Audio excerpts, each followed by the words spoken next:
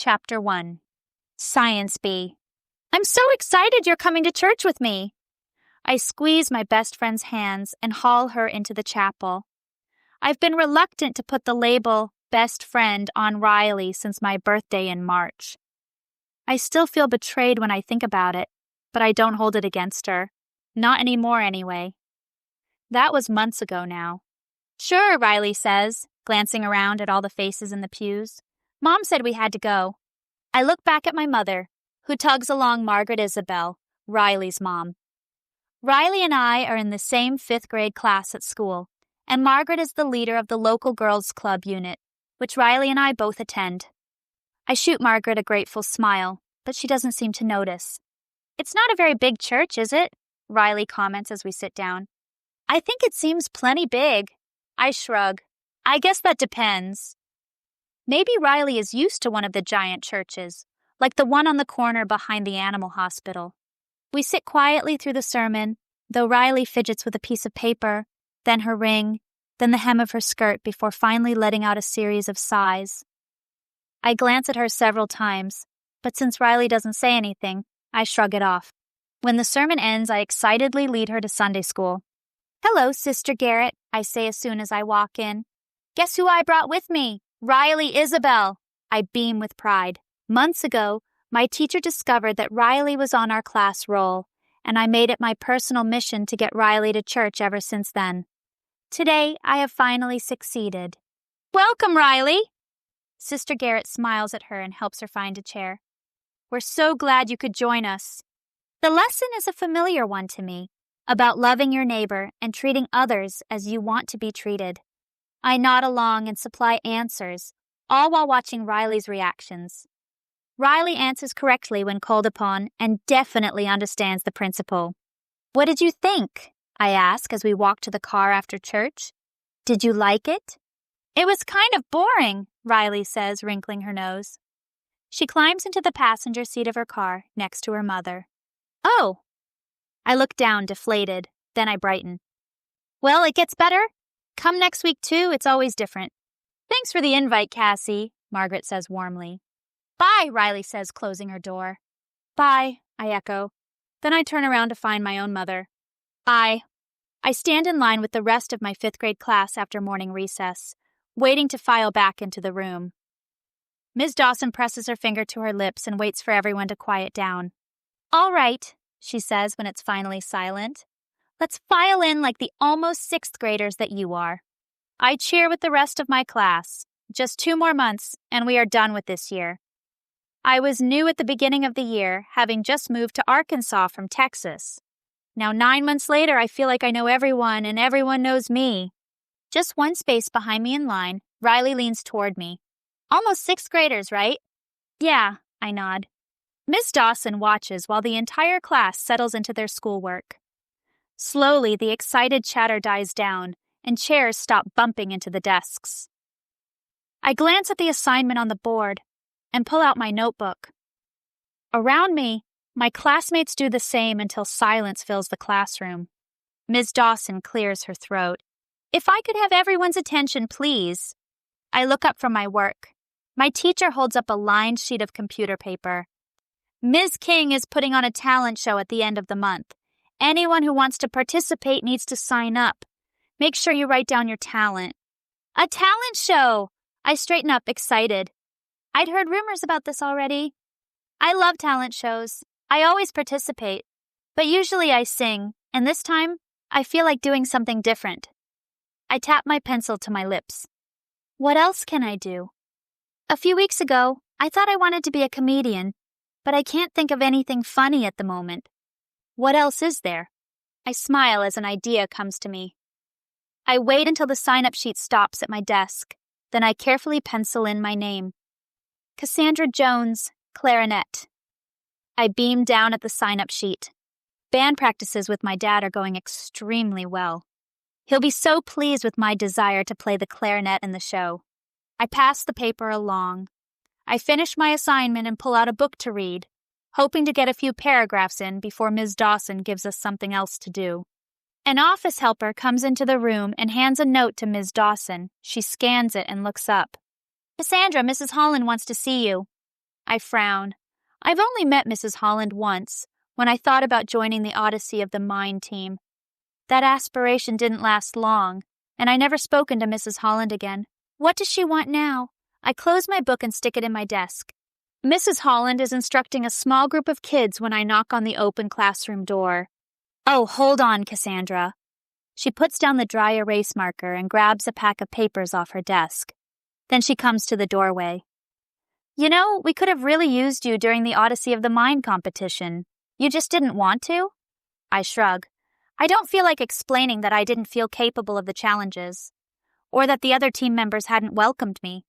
That's okay. Sometimes it just doesn't work out, doesn't fit in our schedules. She holds the packet of paper out to me. We have Science Olympiad coming up this month, and we're putting together teams this week. I'd like you to be on one of them. I just blink at her, not even touching the paper. I don't do so well on teams. What I mean is, I'm the last one picked for everything. No? Well, there are some individual competitions. Take a look. She shakes the paper slightly. Go through and pick out the things that interest you. There's bound to be something. Then have your mom sign the permission slip and we'll start practicing this week. Mrs. Holland isn't showing any sign of taking the papers back. Hesitantly, I take them from her. I'll look through it, I say, hoping that doesn't sound like a commitment. Perfect. We'll see you later in the week. There look like some fun activities in here, Cassie. My mom flips through the packet after dinner. I don't look up from my math homework. I haven't looked through the packet.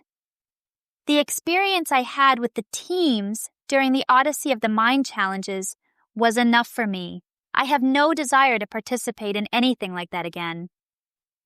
I thought you didn't like all the time commitment and stuff. This isn't the same, Cassie. All the practices are during school. There's just one day when the events take place, and it's all day. All day, I repeat, like a Saturday? My mom pulls a pocket calendar from her purse. No, it's a Friday, like a field trip. Well, the idea has merit, at least. I'd get out of class to practice and then miss an entire day of school for the competition. Right, the competition. I shake my head. I never win stuff. I'm the kid no one wants to play with. Oh, honey, that's not true. Look here. My mom shoves the math homework to the side and spreads out the papers. Several events run every hour, so you choose which ones you want to do, like a paper airplane competition. I laugh. I never mastered paper airplanes. Or building volcanoes, or, look, Cassie, playing a song on music bottles. What? That intrigues me. I love music. I play the clarinet in my dad's band at school, and I'm one of the best singers in Ms. King's class. I read through the description. It's an individual event. I might be able to do that. I feel the stirrings of excitement as I read through some of the other contests. There's a spelling bee. I'm good at spelling. Exactly. My mom settles back with a smile. You can do this. I'm signing it. The next day, I take the paper to Mrs. Holland before school starts. It is signed, and I've written down the events I want to participate in. Fantastic, Cassandra. I'll send someone to get you out of class today for our practice. We meet every Tuesday and Thursday. Okay, great. I offer a smile, hoping I look more confident than I feel. A different kid brings a note today, and this time, 5 kids get up and leave Ms. Dawson's room. You're joining us this time, Cassie? Emmett asks. I consider him a pretty good friend. We sat next to each other all year. He's the one who tried to get me to do Odyssey of the Mind in the fall.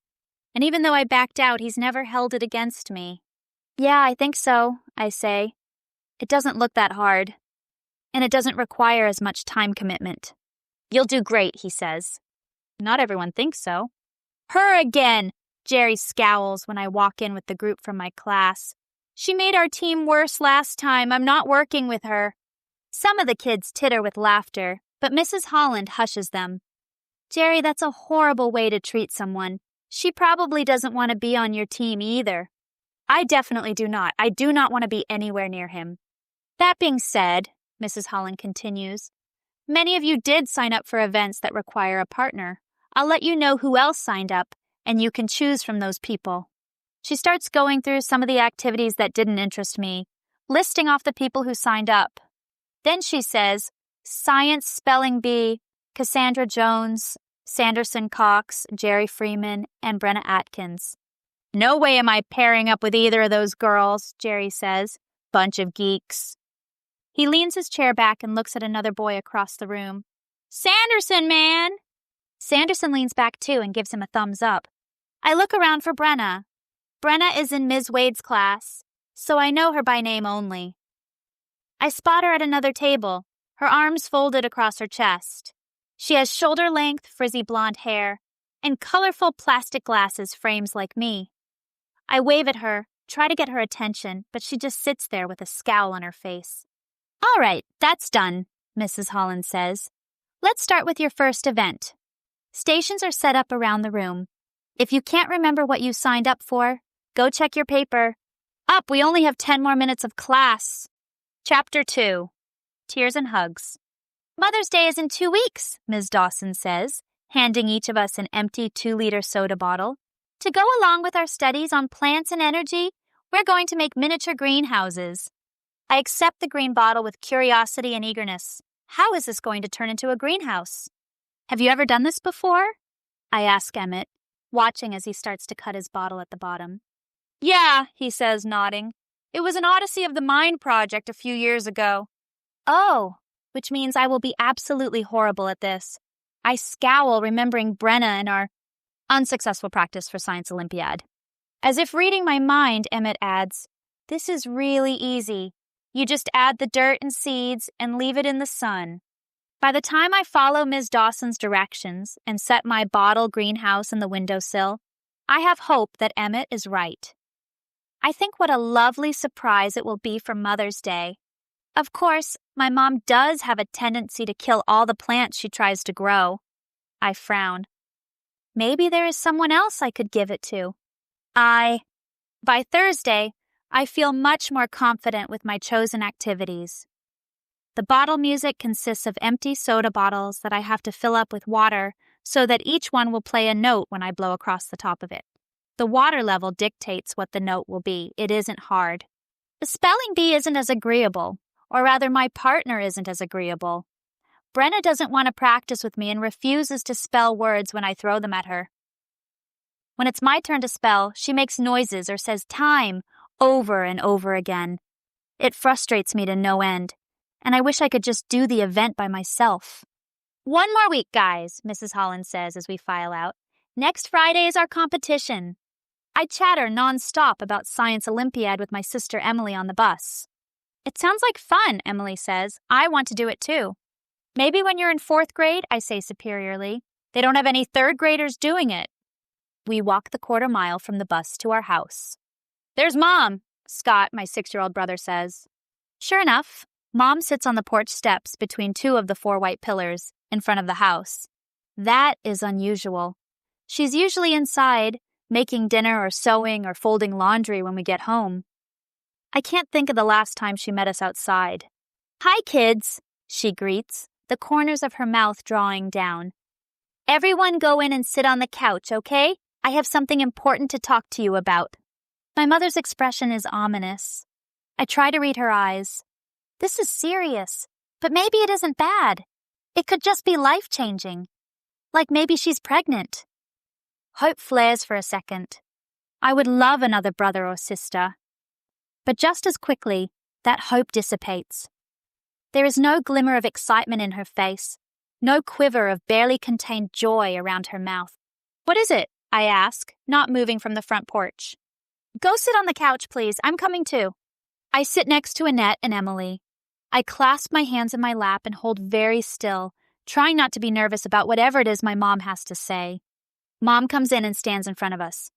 This pertains to all of you, she says, but to you most of all, Cassie.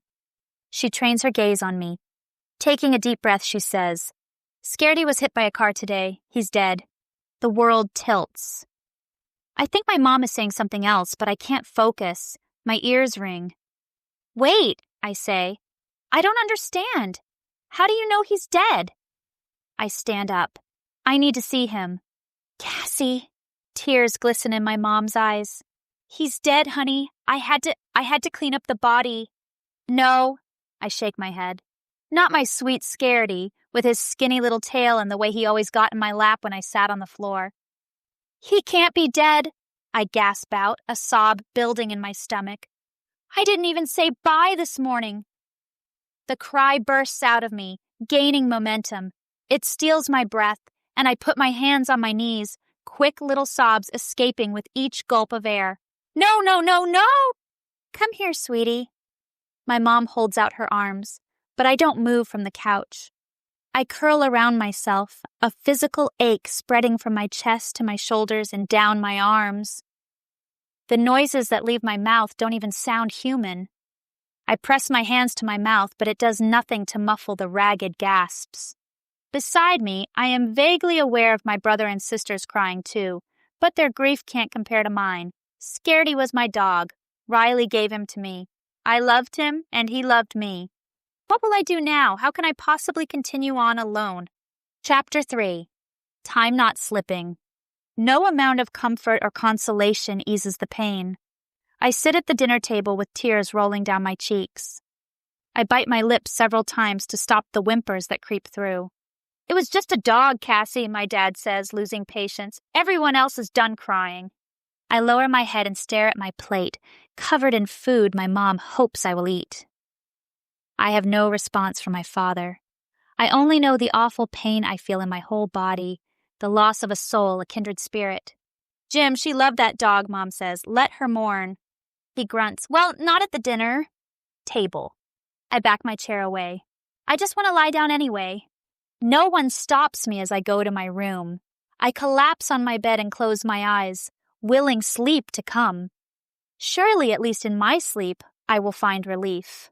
I open my eyes when my alarm goes off. I wonder why they feel so sticky, so stiff I can hardly move them. I roll over onto my side. I had a horrible dream about Scaredy. Scaredy? I sit up in bed and reach toward my feet, feeling for the dog's warmth. Scaredy? I cluck my tongue. He's dead, Cassie. Emily stumbles to the wall and flips on the light. The sensation of loss washes over me. It was real? I whisper.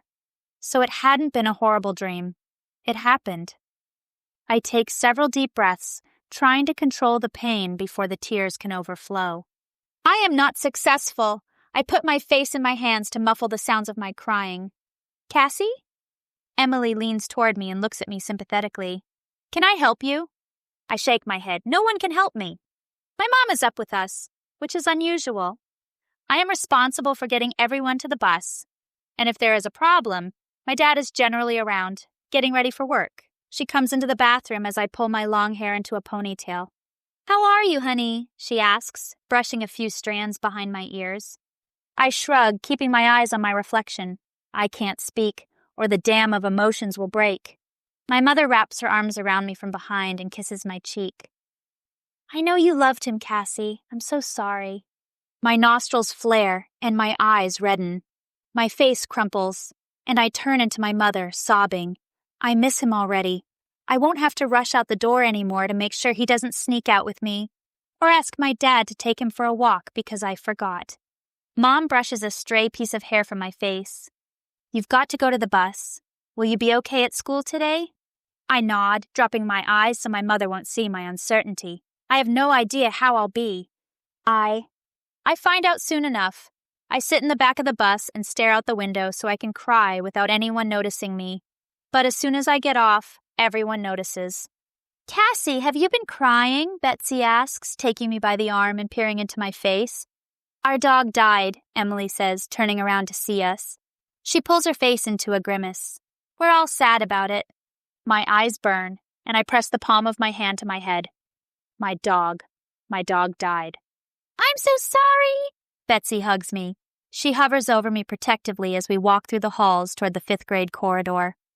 I hear her shooing people away, whispering hurried explanations. She takes me to Ms. Dawson's door and leads me inside.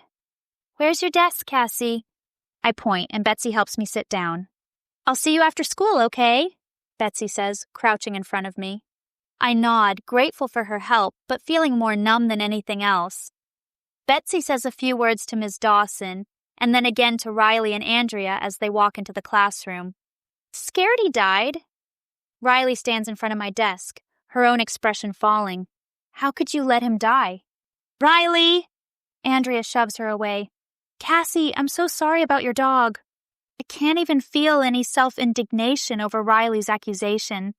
It pierces my heart like a dagger, and I wonder if this is my fault. If I hadn't let Scaredy spend so much time outside. If I had skipped school yesterday, As if reading my thoughts, Andrea adds, there wasn't anything you could have done to change it. Riley goes to her desk, her fair skin splotchy, wiping tears away with her hands. Ms. Dawson starts class, but I barely hear her. I stare at the clock behind the whiteboard. The minute hand doesn't move. The second hand continues to rotate round and round, but time seems to be holding still. I take a shuddering breath, feeling the thud of each heartbeat, the ache in my chest, the pain that won't go away. I will time to move forward, for years to pass by so that I won't feel this pain anymore. I don't want to be here without my dog. A couple of kids gather around the windowsill after recess, checking out the soda bottle greenhouses. I don't care. I sit down at my desk and stare at the corner. Yours is growing the best, Cassie, Matthew says, taking his seat across from me and smiling. I'm not sure if all my classmates have been told about my dog, or if he just senses my mood, but Matthew has been extra nice today. Great, I mumble, averting my eyes. I step off the bus and take 3 steps before I remember that Scaredy won't be greeting me here anymore. I stop and gasp, breathing hard to control the tears that threaten. By the time I get home, I'm crying, sucking in short little breaths and wiping my cheeks. I come in last, closing the front door behind me. I hear voices in the kitchen, but I don't feel inclined to join them. Leaving my backpack on the floor, I go to my room and lie on the bed. I wrap my arms around my torso and stare at the wall, tears silently rolling down my cheeks, over my nose, into my ear. A few minutes later, my mom comes in and rubs my back. How was school, honey? Fine, I mumble. Cassie, I'm gonna need your help this weekend. With what? I whisper, still not looking at her. Your dad and I were invited to a special banquet in Siloam. We'll be gone overnight. Now I roll over, a glimmer of interest sparking in my chest. You're leaving me in charge all weekend? A smile graces my mother's lips. No, sweetie. Your dad's picking up Abuelita on the way home, and she'll stay with you kids. But I'm relying on you to keep things under control. I groan and press my hands into my face. Can't you find someone besides Abuela? Abuela had a stroke in her 20s, and her moods and behavior are erratic. She only moved to Arkansas a month ago to be closer to Mom, but I wish she'd move away again. Sometimes when she comes over, all she does is yell and swat everyone on the bum. Other times, she only wants fried chicken for every meal. Her favorite movies are black and white, and she sends everyone to bed if there is any noise during I Love Lucy. It was very last minute, Cassie. I hope you'll help and not give her a hard time. She gives me a hard time. I can't imagine anything worse for this weekend than to be stuck with Abuela. A car rumbles over the gravel outside, and my mom stands up. That's your dad now. Come on out and say hi. I fold my arms over my chest and huff after my mother, not at all happy by this turn of events. Abuela has already come into the house, her tiny feet clicking across the tile in her 4-inch heels. She gives me a disapproving look when she spots me. I hope you didn't wear your hair like that at school, she says, peering at me over the tips of her glasses. I reach up and feel my ponytail. What's wrong with it? Abuelita, my dad says, taking her by the elbow. Karen and I are getting ready to go. I think she already set water to boil on the stove so you can make macaroni and cheese. Yay, Annette says, following behind and clinging to my dad's leg. That's my favorite. I'll make something much better than that, Abuela says. Jim, I'm taking my stuff out to the car, my mom calls after my dad. She casts a look at me. Be patient with her, okay? And helpful. I nod. I wait until my mom and dad have left before shutting myself in the bathroom. No sooner have I sat down on the toilet seat than I remember the days when Scaredy first arrived and was too afraid of anyone to leave the bathroom. He cowered behind the toilet until I finally earned his trust. Fresh tears seep out of the corners of my eyes. He loved me like he'd loved no one else.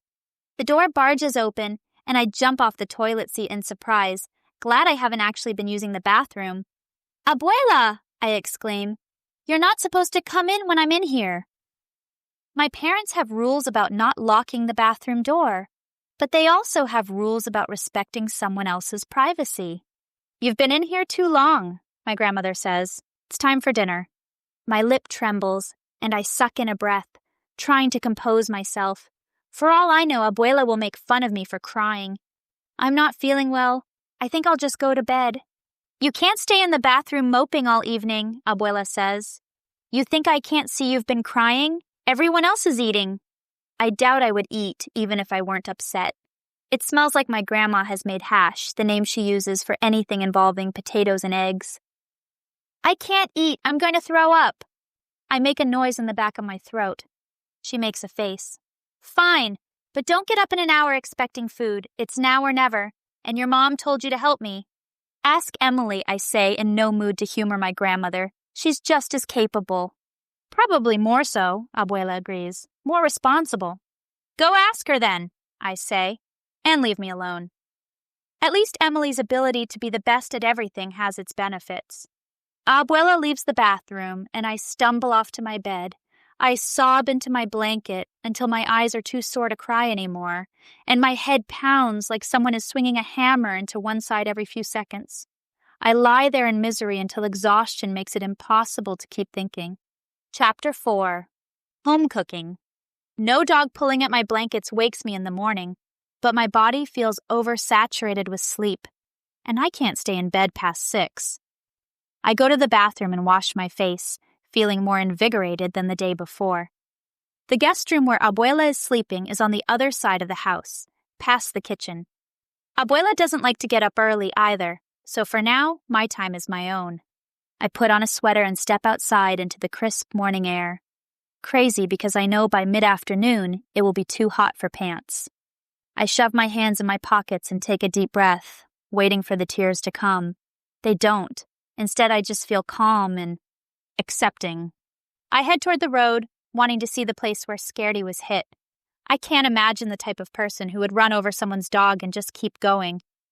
Couldn't they stop and say sorry? Ask about the dog they'd just killed? A dark spot stains the road a few feet from the yard, but that's the only indication of the tragedy. My mom told me how she scrubbed at it to clean it up before we got home from school. How she cried the whole time, tears rolling off the tip of her nose and into her mouth. I kneel at the stain and press my fingers into it.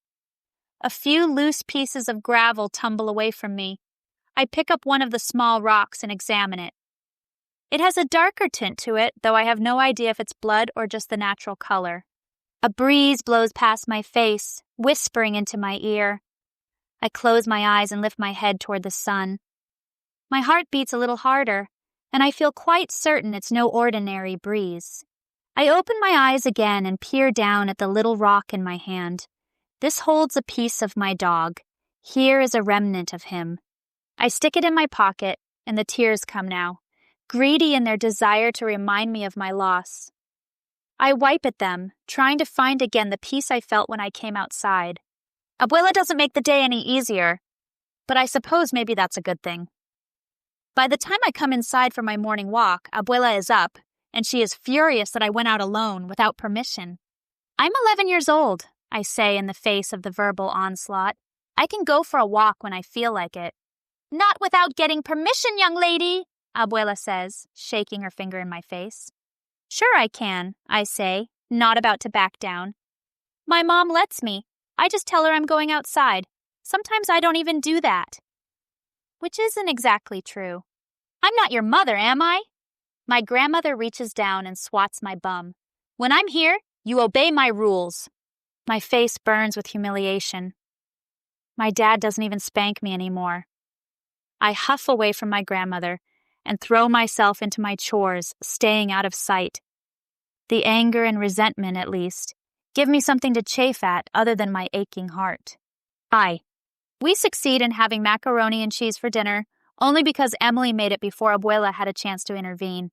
Apparently put out by that, she nags us all at dinner about how bad the meal is for us and how we'll all get fat someday. Look at you, Cassie, she says. Already not fitting properly in your clothes. And is that a training bra I see? Better watch it, girl. You're going to be fat. Scott snickers, and I refuse to give in to the bullying. Some girls at school already wear bras. They're much larger than me. Maybe you're behind then. Maybe your body doesn't get enough nutrients to grow effectively. Ugh, I roll my eyes. Whatever, abuelita. She hates being called that. I use the nickname intentionally. Don't talk back to me, young lady, my grandmother says, or you'll be excused from the table. I'm not hungry anyway, I say, pushing my chair back. I know I'll regret my outburst when my mom gets home. Abuela will tell on me, and my mom will chastise me for not being more helpful. I let myself onto the deck. Baby Blue stands up in one of the corners and stretches. Her black kitten comes out from behind her and rubs against my leg. I scratch behind his ears and look out over the yard. Where are the dogs? I rest my elbows on the railing. Pioneer, I shout. Scaredy. I only have to wait a moment before I hear the clatter of dog claws on the wooden stairs. Pioneer's head pops over the top of the staircase a moment later, and I gather him into my arms, shoving my fingers into his shaggy fur. I stand up again, scanning for my smaller dog. Scaredy, I shout. Ska. My voice strangles as my throat suddenly closes. He won't come. He won't ever come again. I sit down on the deck and burst into tears. I bury my head in Pioneer's shoulder, clinging to him. I'm sorry things didn't go so well with Abuela, I say to my mom Sunday afternoon as she helps me put away the dishes after church. I didn't come out of my room Saturday, even after I heard my grandmother get in the car with my dad and leave. My mom came in to check on me, but I kept my eyes closed and pretended to be asleep. To be honest, I was afraid my mom would yell at me for back-talking Abuela. But this morning, when I got up and started to get ready for church, not only did my mom not bring it up, but I felt amazingly better. Several times throughout the day, I forced myself to think about Scaredy. I waited for the agony to prick my heart, the tears to well up in my eyes. But while I felt an achy hollowness in my chest, it wasn't enough to draw tears. Oh, honey, I know how difficult she is. She gives me a stern look. I expect better of you, though. You're 11. You should know when to bite your tongue and let it go. I nod. I know. I do too. I should have been more mature. Abuela wouldn't be after all. She'll be spending Mother's Day with us. I hope you'll behave. I groan. Of course I will. You seem better today, my mom adds, putting away the last plate and facing me. How are you dealing? I blink, but no moisture stings my eyes. I lay the forks in their spots, lining them up nicely. Good, I think. I'll always miss him. I don't feel like crying anymore, though. He was a happy dog. He'd want me to be happy. That's right, sweetheart. My mom gives me a hug. You'll make it through this. Chapter 5. Science Olympiad. The next few days at school crawl by. Friday finally arrives, and I tap my foot impatiently against the floor during morning announcements. I keep checking my watch or the clock on the wall, willing it to hurry up. I know they won't dismiss for Science Olympiad until after PE, but it seems like that time will never arrive. Finally, right in the middle of grading each other's math homework, the intercom buzzes to life. Teachers, please excuse those students participating in Science Olympiad. Their bus will be leaving now, the familiar office voice says. Goodbye, Ms. Dawson says, and I jump up, along with Emmett, Brenna, and a few others. Yes, this rocks, Emmett says, pumping his fists as we join kids in the hall. He walks backward and gives everyone a thumbs up. I love Science Olympiad! I giggle with everyone else, my body humming with excited, nervous energy. I've been practicing my bottle music skills all week, judging how much water to put in the bottle, recognizing the important notes. The science spelling bee, however, is another story. I cast a sideways glance at Brenna, who walks along with both arms taking advantage of their full range of motion, one pumping by her ear while the other brushes her thigh and then switching. I grimace. The two of us do not get along, and I don't know how we will do this spelling bee together. I suppose we don't have to be friends as long as we can spell correctly. But every time we practice, Brenna insists I'm spelling it wrong. And we rarely get a word completely spelled before the timer goes off. Certainly, it won't be that bad during the actual event. We ride a bus to another school. Several buses already crowd the parking lot with students streaming toward the school. My classmates and I follow them. We gather in a big auditorium and scatter around the bleachers. "You're going to love this, Cassie," Emmett says. "It's so fun." Jerry says something then, and Emmett turns his attention away from me. A balding man in a suit steps up to the microphone. "Welcome to Science Olympiad," he booms. The kids cheer me with them. This is where you get to invent, to push your mind to its limits, to see what you're really capable of. He goes on to talk about what an amazing group we are, but I'm already thinking about my 2 events. My foot begins its nervous tap against the floor. I pull my schedule out of my bag. Bottle music is at 1 o'clock and the spelling bee at 3. Everyone claps, and I look up to see the man sitting back down and a group of kids walking out onto the floor. I tense. Am I supposed to be with them? But no. A quick perusal shows they aren't from my school. "You really ought to pay more attention, Cassandra," I scold myself. The kids put on a skit that is probably supposed to be funny. Or maybe they just hope it will be funny. The students around me titter politely, but from where I sit, I can't even hear the jokes. We break for lunch, and I nibble on the sandwich my mom packed, glad it isn't peanut butter and jelly. I wish I had a friend somewhere in this group. I know some of the kids, but there isn't anyone I feel close to. The balding man stands up again. "All right, students, everyone should be scheduled for an event every hour. The noon competitions start in 10 minutes. If you need help, we have tables by the doors to direct you. You're free to go." My heart gives a little lurch in my chest. He has to be wrong. Mrs. Holland signed me up for 2 events. I climb down the bleachers and make my way to the tables pressed against the wall. "Hi, I'm just trying to see what events I'm signed up for," I say to the friendly-looking woman behind the table. I clutch my backpack to my chest, hoping I don't look as nervous as I feel. "Name?" the woman asks, shuffling some papers in front of her. "Cassandra Jones." "Cassandra." She runs her finger down the list and pauses at my name. "Let's see. Right now you have paper airplanes." My stomach does a somersault. "What?" "First you have paper airplanes." I wave a hand. "I heard the lady." I just can't believe it. I tighten my grip on my backpack. How could Mrs. Holland do this to me? I can't fold paper to save my life. "And then?" "Bottle music at 1. I nod. At least that's right. "Then chemical reactions at 2. I force my head to bob up and down in acknowledgement. Why didn't someone tell me I had to be signed up for an event every hour? And then the science spelling bee at 3. So where do I go first? I whisper, my throat suddenly dry. Do I really have to do this? Will I get in trouble if I don't show up? Here's a map. You go down the hall, turn right, and it's room 203. Thanks. I thread my arms through my backpack and hold the map in front of me. I stop outside room 203 and peer inside. 1 or 2 girls stand amidst 15 or so boys. I groan. This is so the wrong event. Oh, you do paper airplanes? A voice says at my shoulder.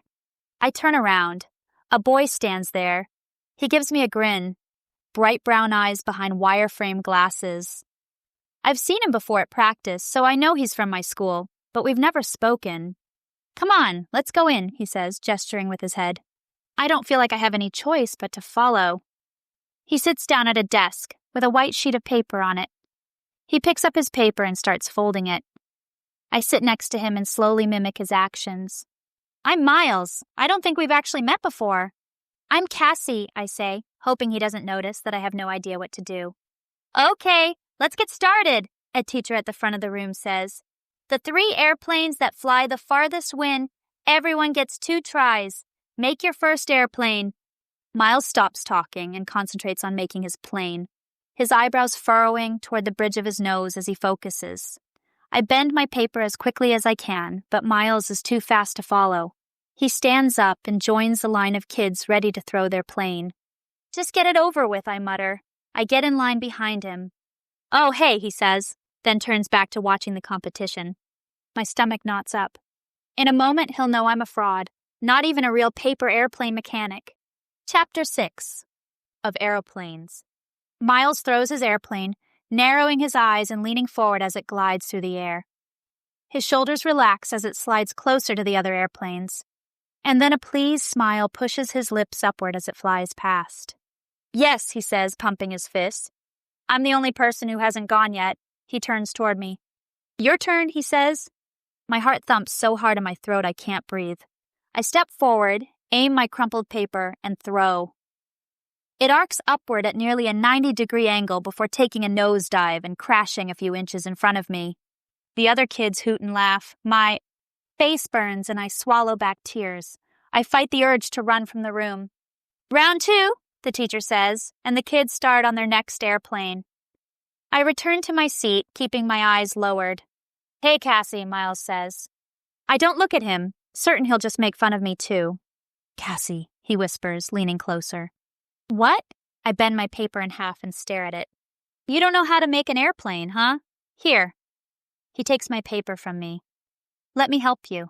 I look at him, a flush of gratitude warming me. I don't say a word as he twists and folds my paper into a master plane. It'll fly better this time, he says, giving me a smile as he hands it back. Then he starts crafting his own. Thank you, I say, not sure what else to say. I turn it over in my hands, admiring it. I just throw it. He laughs. How did you end up in this class? Mrs. Holland signed me up for it, I grumble. I didn't even know. Kind of funny, he says. I don't think so. The kids are lining up again and I join them, my heart rate already climbing. Miles built my plane, but what if I need skills to throw it properly? Go on, he whispers, prodding me forward. You go first. I take a deep, shaky breath, hoping it will steady my hand. No such luck. The paper trembles in my grip. I pull my arm back and throw it forward. The airplane glides along the same path as the others, coming to rest several feet in front of me. I exhale in relief. Good job, Miles says. He steps up to the line and throws his own plane. It goes much farther than mine did, even though the design looks equal to my untrained eyes. I don't care. Not only have I made a friend, but I've managed to complete the event with dignity. Where are you off to next?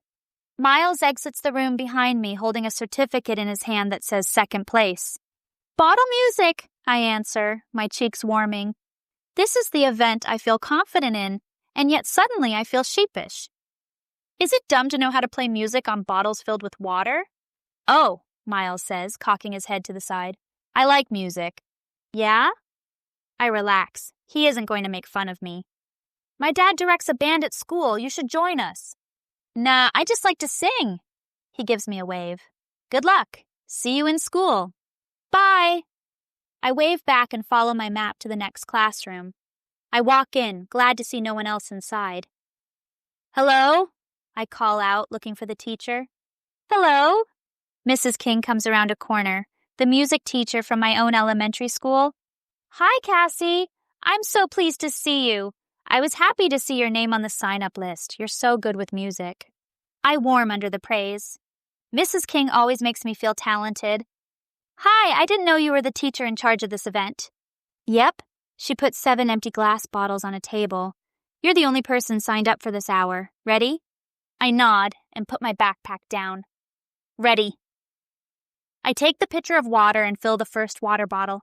I'll be able to judge the water level of each succeeding bottle after that.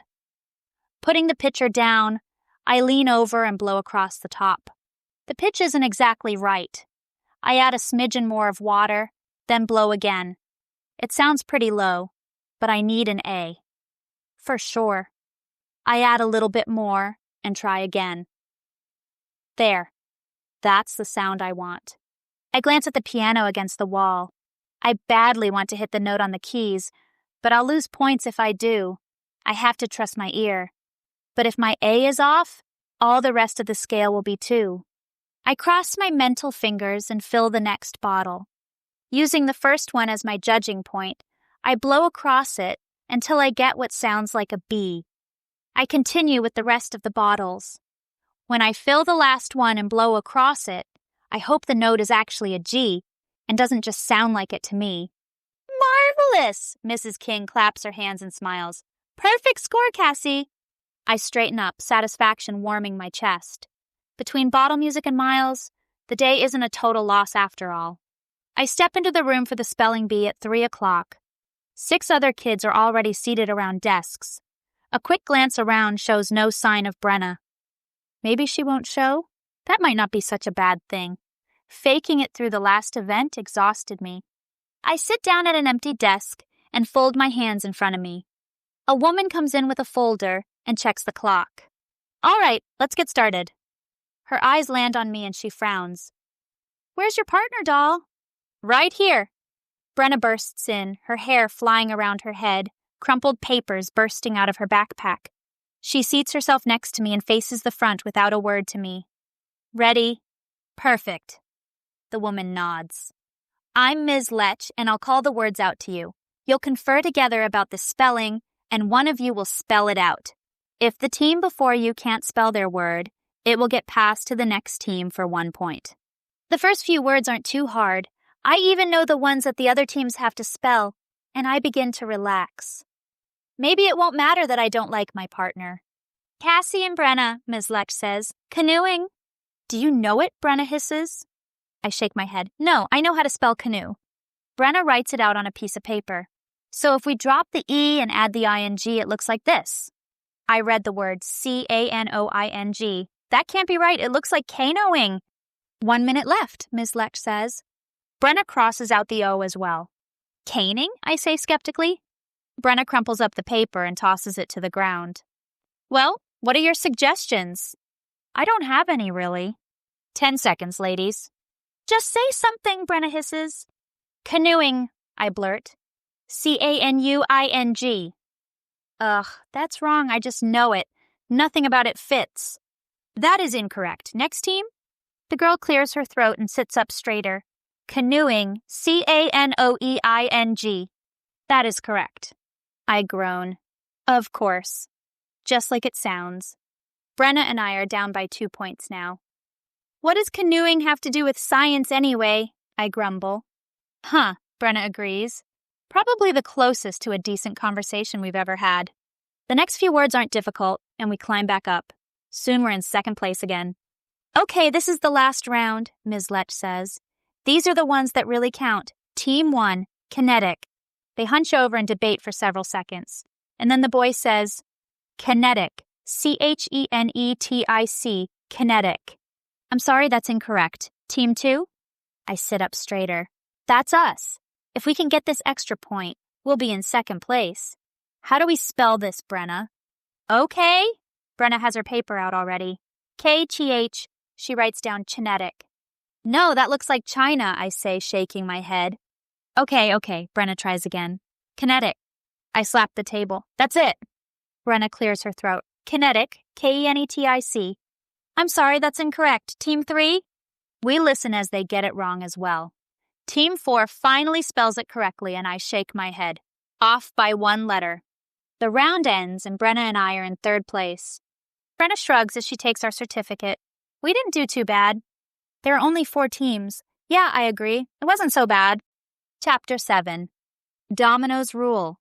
I knock on Ms. Buckley's office door, glancing down at the note the office runner delivered to Ms. Dawson's room. Please send Cassandra Jones to Ms. Buckley's room. The door opens and Ms. Buckley smiles down at me. Please come in, Cassie. I step inside, folding the note in half and then in half again. Am I in trouble? I hope not. I stand just inside the doorway, not quite sure how to ask what's going on. Sit down, Cassie. Ms. Buckley sits behind the table with her chin in her hand. I pull out a chair and sit on the edge. How are you dealing? I heard about your dog. Oh, that's what this is about. I let out a small exhale, trying not to think about Scaredy. Competing in Science Olympiad helped. The weekend at home was harder, but now that I'm back in school, I can distract myself. I think I'm doing okay. Let's talk about your feelings. It's okay to be sad, Cassie. You need to process what you're feeling. The first step of grieving is to not hide it from yourself. I don't think I am, I say. I've cried a lot. It helps when I have something else to focus on. That's great. I'm glad you're doing so well with this. Ms. Buckley swivels to a file cabinet behind her. I have something else for you to do, if you're up to it. Sure, what is it? Ms. Buckley places a manila folder on the table. We're starting a buddy program with the special education kids. Some of them need a friend during PE and lunch. Maddox Dale requested you to be his buddy. Would you be interested in doing something like that? I think about the boy with dark hair who always smiles and waves at me during PE and when he passes me in the hall. I've gone out of my way to be friendly to him, feeling sorry for him when the other kids tease him because of his weight or the way he talks. Of course. I would love to. Wonderful, Cassie. I knew I could count on you. She opens the folder and writes my name across the top. I think this will be really good for you, too. It will help take your mind off your dog's death. I blink, my eyes warming at the unexpected use of that word. I swallow past a sudden lump. Yeah, and sometimes there will be school events that I'll need your help with. You're one of the friendliest students at this school. You're smart and you're a leader. I hope you don't mind setting an example for your peers. Me, a leader? An example to my peers? Miss Buckley doesn't know me as well as she thinks. I don't mind. I'll do whatever you need. Miss Buckley wasn't kidding. Just 3 days later, I get called to the cafeteria to help with an assembly. I'm Mr. Mack, the athletic man with a tight blue shirt and a microphone headpiece says to me and the 3 other kids who gather around him. We're going to be doing a pep rally for your classmates in preparation for the test you'll be taking next week. Tests. Ugh, I make a face. I hate taking tests. The other kids groan, echoing my sentiments. Mr. Mack grins. See, everyone hates tests. You're all kids in the buddy program, right? I nod along with the others. So if you think tests are hard for you, imagine how much harder they must be for anyone with special needs. I think about Maddox. He's easily distracted and get really nervous. So how are we going to help them? Mr. Mack snaps his fingers and points at me. That's the golden question. We're going to make a cheer and then perform it for them. One of the boys in the group balks. Like cheerleaders? Yep, without the short skirts, Mr. Mack beams. The kids groan, except for me, because I'm not quite sure what a cheerleader is. Sounds like fun. The boy scowls at me, but Mr. Mack says, all right, let's jam. And peanut butter, I echo. Mr. Mack laughs. Jam and peanut butter, good one. I smile, pleased with myself. It only takes an hour to come up with our routine. The boys say no climbing and no splits, so the cheer consists of shouting, clapping, and jumping. Mr. Mack takes us to the patio at the back of the school, where we find all of the 5th grade classes sitting on the concrete. The sun stares down from the deep blue sky, the promise of summer in its gaze. Mr. Mack leads us in a cheer. We are, us girls shout. The boys yell with slightly less enthusiasm. Test busters, we shout together, following it up with clapping and yelling. 2 of the other girls do a high kick into the air, which I don't try to imitate. The whole show only lasts about 15 minutes, but the students get involved, standing up and yelling, jumping when they can. The test busters weave through the crowd and pull out the special ed kids. I take Maddox to the front, where I help him lead the group in a cheer. The other students do the same. The 5th grade teachers begin lining up their kids to take them inside when we finish. I wander over to Maddox, who stands making weird armpit noises with another kid from special ed. Both laugh hysterically. Hey, good job today, Maddox, I say, joining them. His friend bursts out laughing, but Maddox straightens up. I'm glad I could help. Thank you for asking me. Sure, I wave at him. Good luck on your tests next week. I'll see you at the assembly, okay? The honor roll assembly is Friday after the standardized testing days are over. Yep, Maddox beams. I start to walk away, and laughter bursts out behind me. I turn around to see Maddox turning bright red while his friend cuffs him over the head. I shake my head and keep going. Test busters, Mr. Mack yells from the front of the patio. Come back up here, please. What are we doing now? I ask Jerry Freeman, one of the fellow test busters. How should I know? Jerry says, rolling his eyes. He moves in front of me and I scowl. How did someone like him end up as a buddy and a test buster anyway? Hey, you guys did fantastic, Mr. Mack says, wiping sweat from his brow. He hasn't even been jumping and he's sweaty. Ms. Buckley wants all of you to go back to her classroom. Really? Kendra Melendez, the other girl, perks up. We don't have to go back to class? He shakes his head. Not today. Today you are home free. I follow behind as we troop into the building and go down the hall. Even though I've just spent the afternoon making routines and spending time with these kids, I don't feel included. None of them have gone out of their way to talk to me. Ms. Buckley has a surprise for us, soda. No way! Jerry exclaims, grabbing a Pepsi. I quickly grab the orange one before anyone can get it. Thank you for being so helpful today, Ms. Buckley says. You can go back to class if you want, or you can stay in here and play games, since you work so well together. Games, Kendra says. The other three kids argue over Jenga or Uno, but I have a better idea. I spot a box of dominoes and pull it out. Let's make a domino tower! They fall silent and look at me, their expressions blank. A domino tower? Jerry echoes. Do you even know how to do that? Are you kidding? I dump the dominoes on the table. You mean you don't? It must have been the right thing to say. Jerry's eyes narrow, and he scoots his chair closer. I'll show you a domino tower. The boys take over, setting up an S-shaped domino line. They knock it over and yell in triumph. I nod. Yeah, that wasn't bad, I say. It was also pretty simple, don't you think? The boys gape at me, and I stair-step the dominoes by placing a single one, then a domino on top of a domino, two on top of the next, and so on until I have 4. Jerry crosses his arms over his chest. That's going to fall. Only when I want it to, I reply. They watch as I make the S construction again, this time ending with the stair-stepped domino towers. I have 5 dominoes left over. Squinting and estimating the distance of the fall, I make another row behind the tallest tower. It's ready, I say, backing away. I push the first domino in the S. It hits the next and the next. They fall succinctly, exactly the way I planned. I only exhale when the tall tower collapses, hitting the final row of 5. That was awesome, the other boy exclaims. Quite a tower, Kendra echoes. Let's do it again, Jerry says, his face aglow with excitement. But let's add to it. I sit back giggling. They liked my domino idea. Chapter 8. Not so honorable. The only good part to a week of standardized testing is ending it. It's over, Ms. Dawson says, handing us our journals. Now we get back to the normal schedule. Take the next 10 minutes to write about the tests and how they made you feel. How they made me feel? That has to be a joke of an idea. Is there any student alive that feels anything besides anxiety when the timer starts ticking away and the classroom falls dead silent? Every student trying to dredge up everything they ever learned about a subject and get it down into properly filled little circles in just 45-minute time increments? It takes much less than 10 minutes for me to write in my journal. I hate taking tests. It's miserable. I feel sick to my stomach every morning. I'm so glad it's over.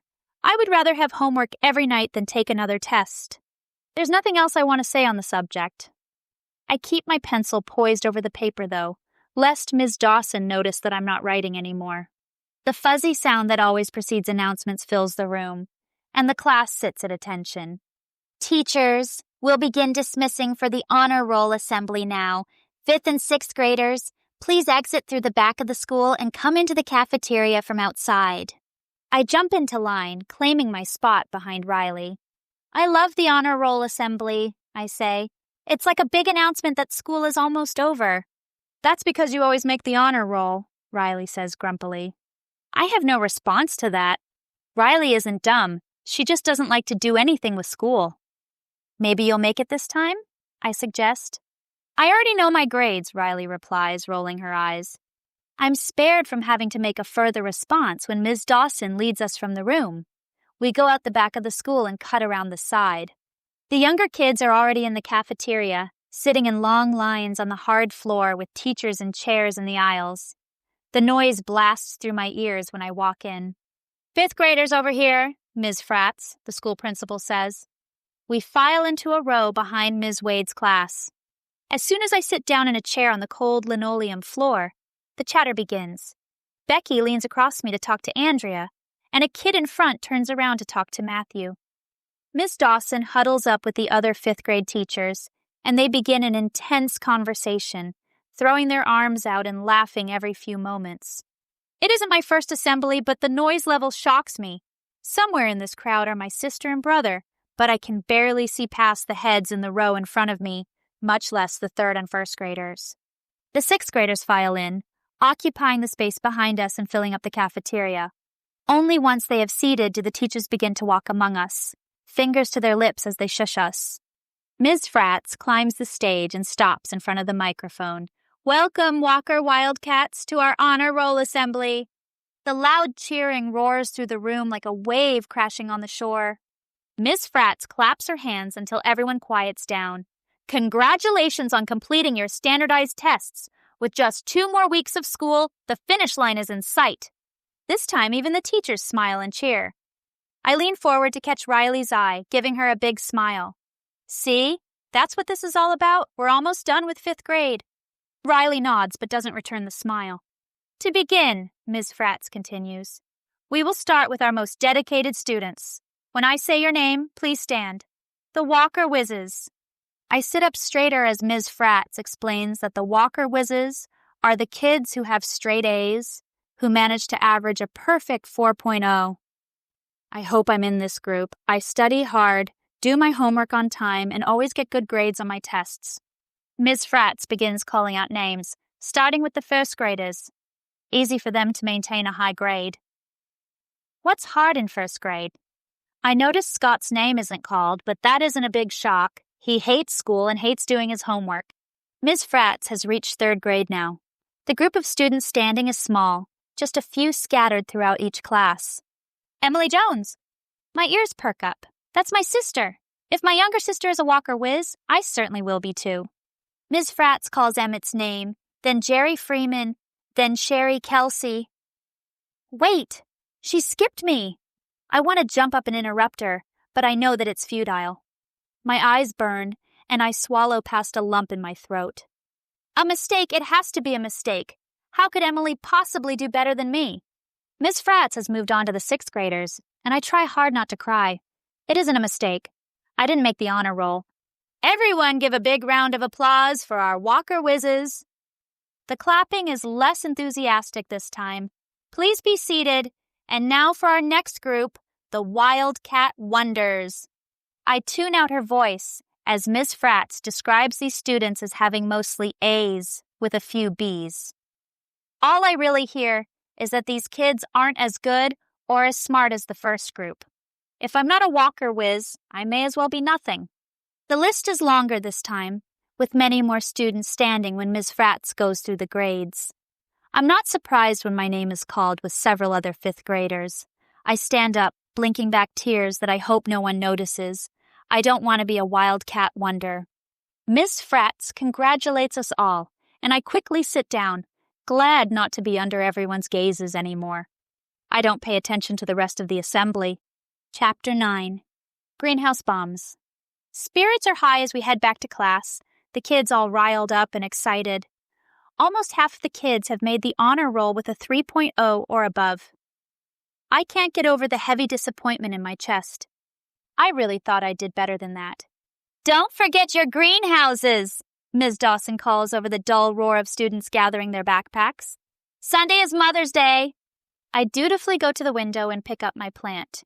It has grown quite nicely. "Cassie." Ms. Dawson stops me as I head for the door.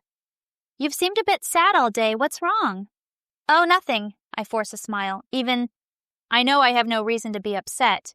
I'm fine, ready for the weekend. "Uh-huh." Ms. Dawson leans closer. "Is it because of the honor roll?" I can't help it. "I thought I did better than that," I blurt. "I thought I was doing really well in school." Ms. Dawson crosses her arms over her chest, but her eyes are gentle. "There's a whole lot more to school than just grades, Cassie. Look what you've done in the past few weeks. You're a part of the buddy program.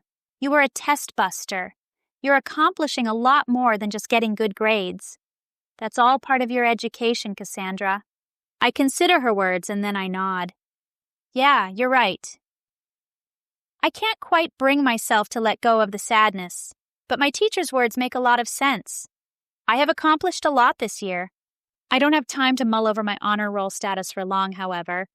"Cassie," my dad says at dinner, "are you ready for the talent show?" The talent show. I put my fork down, my stomach rolling up into a knot. I'd kind of forgotten about it with everything else going on. When is it again? Monday night, my mom says. We'll all be there to watch you. Monday. The knot in my stomach tightens. That leaves me just the weekend to prepare. I force my lips upward into a smile. It'll be great. It's just a clarinet after all. How hard can it be? I'll do one of the songs we've practiced in band. I practice all Saturday long. My dad comes in the dining room and sits by me, and I wait for him to tell me that I'm doing a good job. Tomorrow's Mother's Day, he says instead. Oh, I know, I say, brightening. I have this really cool gift for Mom. He interrupts me. Your mom's more concerned about her mom. Do you have something for Abuela? Abuela! My face drops. I hadn't even thought of her. I could make her a card. If it sounds lame to me, it has to sound even worse to my father. Why don't you make the card for your mother and give your other gift to Abuela? It would be a nice gesture, especially after how you were during her last visit. I hate to admit he has a point. I put the clarinet back in my mouth and return to practicing. Dad leaves, but his words linger. Before I go to bed, I make up my mind. I draw a beautiful card for my mother and write a 4-line poem inside. Then, for my grandmother, I carefully wrap up my greenhouse plant. To Abuelita, I write on a note, because you always take such good care of living creatures. Satisfied with myself, I go to bed. Right after church, Dad leaves to get Abuela. I can hardly keep down my excitement about my gift, certain my grandmother will love it. I tell my mom all about it while we peel potatoes. It was going to be for you, Mom. Cassie, that means the world to me, and I'm sure your grandma will appreciate it even more.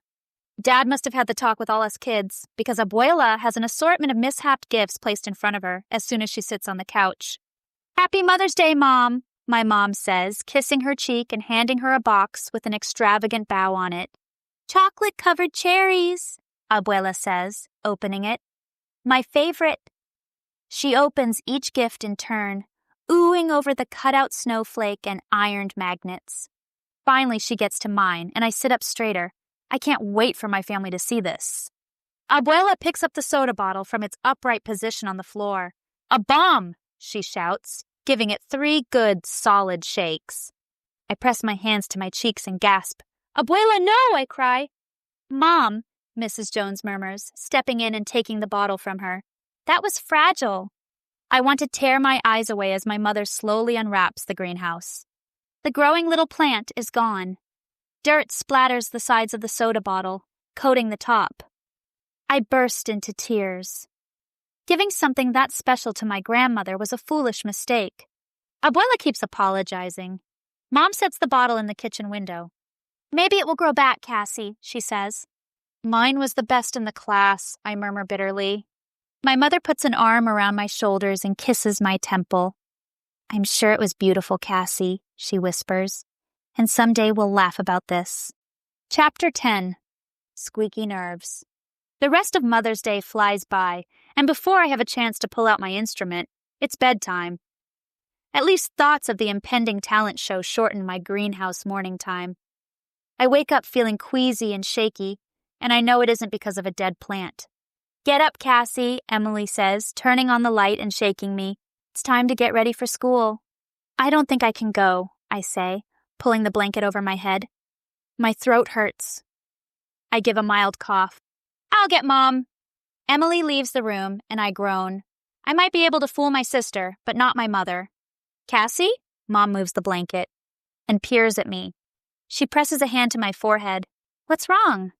I just don't feel so great, I reply. You don't have a fever. Mom goes to the closet and retrieves a shirt and pants. I think you're just nervous for the talent show tonight, honey. She has that right. Get dressed, and we'll see how you feel. There's no way around it. I dress quickly, wishing I could stay home and practice all day. I don't feel prepared for this. I should have been practicing all month, not just for one day. At the end of the school day, Ms. King calls for all the kids in the talent show to come to the music room. We'll stay and rehearse for an hour before the show officially starts. I put my clarinet together, taking careful breaths. This is it. Now is my chance to warm up, to make sure my piece is smooth and perfect. I set up my sheet music for the warm-up. I have the song memorized, but I figure it can't hurt to make sure I'm doing it correctly. The sight of the 2 sheets boosts my confidence. It isn't very long. Surely I can get through this uncomplicated, simple song without messing up. I press the reed between my lips and blow.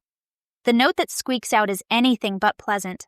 Wincing, I run through a scale, squinting every time the clarinet squeaks. "What are you playing there, a mouse?" Connor Lane teases, laughing. I blink quickly, hoping my face doesn't give away my dismay. I just have to warm up. "Right," he guffaws. My hands are shaking now, and I forget the notes 3 times in the first run-through. And the clarinet won't stop squeaking. This is not going good. Ms. King comes in with a sheet listing the order of appearance. A parent will come and get you and take you into the wings of the stage. Until then, you can hang out in here, but don't play music. It needs to be quieter. The students settle into an enthusiastic chatter, but I sit with my hands folded in my lap. I can hardly think, let alone make small talk. One by one, the kids are called back to perform. I wish I could watch them instead of sitting back here feeling sick to my stomach. My family must be in the audience by now.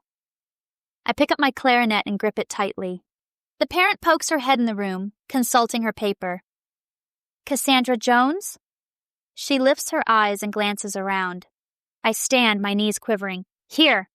I follow the woman up the stairs and wait behind the curtains. I don't pay any attention to the acts before me. The clapping starts, and the 2nd grader on the stage walks toward us. "Your turn," the woman whispers, nudging me onward. I clear my throat and force my feet to move one in front of the other. I reach the microphone and stare out at the darkened cafeteria. I can't make out any faces. I take a deep breath and speak. "My name is Cassandra Jones, and I'm going to play When the Saints Come Marching In on my clarinet." I pause and then add quickly, "And I'm a beginner, so don't laugh at me if I mess up." That brings some gentle titters from the audience, but I ignore them. I lift the instrument to my mouth and begin to play. My mind stays 2 steps ahead of my fingers, conjuring the music notes from memory before my hands have to play them. The song finishes, and I don't move. Is it really over? Slowly, I pull the clarinet from my mouth and bow. Only then does the crowd in front of me start clapping. Somewhere out there, a man hollers, and I smile, suspecting it's my father. I can't believe it. The clarinet didn't even squeak. I turn and walk off the stage, flushed with triumph and confidence. I did it, and much better than I expected to. I can hardly believe it when the last day of school rolls around. I join my classmates in quizzes and outdoor competitions. Then we laze around the classroom, having chips, candy, and soda and discussing our summer plans. "I'll probably spend time with my grandparents in southern Arkansas," Riley says. "That's what I usually do in the summer." "I'm going to see my grandparents too," I say, flashing a smile. "I've never been to their house, but we're all flying to Arizona in July to spend a week with them." My parents just told us last night. I'm beyond excited. Flying Arizona 1 week. "Wow, that's fun," Riley says. "My brother and I will be going by ourselves." "Us too," I beam. Riley frowns, one hand pressing down the side of her short hair. "But how will you get to Arizona then?" "Well, we're flying, didn't I say that?" Her frown deepens. "By yourselves?" "Yep. I've never been on a plane by myself. Well, I'll be with my 3 siblings." That doesn't seem very safe. Before I can come up with a response, Ms. Dawson claps her hands to get everyone's attention. "Students," she says, "it's been a wonderful year with all of you. Today's your last day of 5th grade. When you step foot in this school again, you'll be 6th graders." I cheer with everyone else, shrieking, pumping my fists. The bell to dismiss car riders rings, and I stand with the majority of my classmates. "Have a great summer," Ms. Dawson yells over the din. "You're not riding the bus today?" Riley asks as I gather up my lunchbox and backpack. I shake my head. "Not today. My mom's picking us up. Kind of a last day of school celebration thing." I wave and shoulder my backpack, heavy laden with unused school supplies and projects. "I'll call you when we get back from Arizona." Riley lifts a shoulder. "You can try. After I go to my grandparents', I'm going to girls' club camp for the summer. I might be hard to reach." "Oh," I pause, momentarily deflated. Then I perk up. Maybe I'll come to camp too. A corner of Riley's lip quirks up. Maybe. She doesn't seem enthusiastic about the idea. I give another wave and leave the classroom. I'm too excited about summer to worry about Riley. You've been listening to Episode 6, Reaching Higher from Season 1, Walker Wildcats Year 1, Age 10 of the Extraordinarily Ordinary Life of Cassandra Jones by Tamara Hart Heiner. Be sure to subscribe and not miss a single thing. Season 2, Walker Wildcats Year 2, available soon.